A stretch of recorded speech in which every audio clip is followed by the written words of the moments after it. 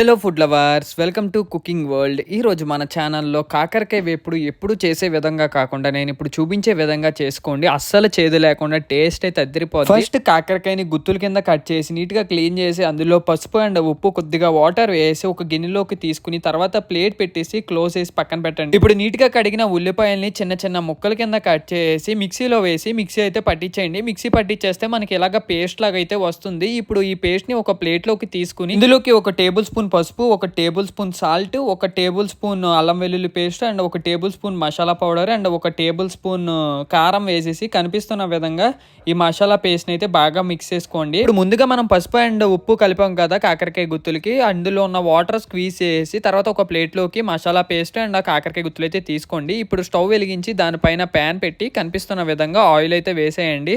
Oil కాసేపు heat ఎక్కిన తర్వాత ముందుగా మనం స్క్వీజ్ చేసి పెట్టుకున్న కాకరకాయ గుత్తులు ఉంటాయి చూసారా, అవైతే కనిపిస్తున్న విధంగా పచ్చి వాసన పోయేంత వరకు ఒక గరిటె తీసుకు కాకరకాయ గుత్తుల్ని బాగా వేయించుకుని ఒక ప్లేట్లోకి అయితే తీసేసుకోండి.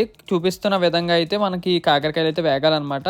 తర్వాత ఇదే ఆయిల్లో ముందుగా మనం చేసి పెట్టుకున్న మసాలా పేస్ట్ ఉంటుంది చూసారా, ఆనియన్ పేస్ట్ ఇదంతా కలిపి, సో అదైతే ఆయిల్లో వేసేసి కనిపిస్తున్న విధంగా అయితే ఇవి కూడా పచ్చివాసన పోయేంత వరకు బాగా వేయించుకోవాలి. ఇప్పుడు ముందుగా వేయించిన కాకరకాయ గుత్తులు ఉంటాయి చూసారా, అవి చూపిస్తున్న విధంగా ఓపెన్ చేసి ఇందులోకి మసాలా పేస్ట్ అయితే పెట్టుకోండి. ముందుగా మనం మసాలా పేస్ట్ చేసినప్పుడు కొద్దిగా అయితే ఉంచేసేయాలి కాకరకాయ గుత్తుల్లో పెట్టుకోవడానికి. నీట్గా ఇందులోకి పెట్టేసి పక్కన పెట్టుకోండి. ఇప్పుడు ఇందాక మనము కొద్దిగా మిగిలిన మసాలా పేస్ట్ వేయించాం కదా, అందులోకి కొద్దిగా కరివేపాకు వేసి చూపిస్తున్న విధంగా అయితే బాగా వేయించుకోండి. ఇప్పుడు ముందుగా మనం గుత్తుల్లో పెట్టాం చూసారా మసాలా పేస్ట్, ఆ గుత్తుల్ని అయితే చూపిస్తున్న విధంగా ఒక్కొక్కటిగా ఈ ప్యాన్లో అయితే వేసేసేయండి.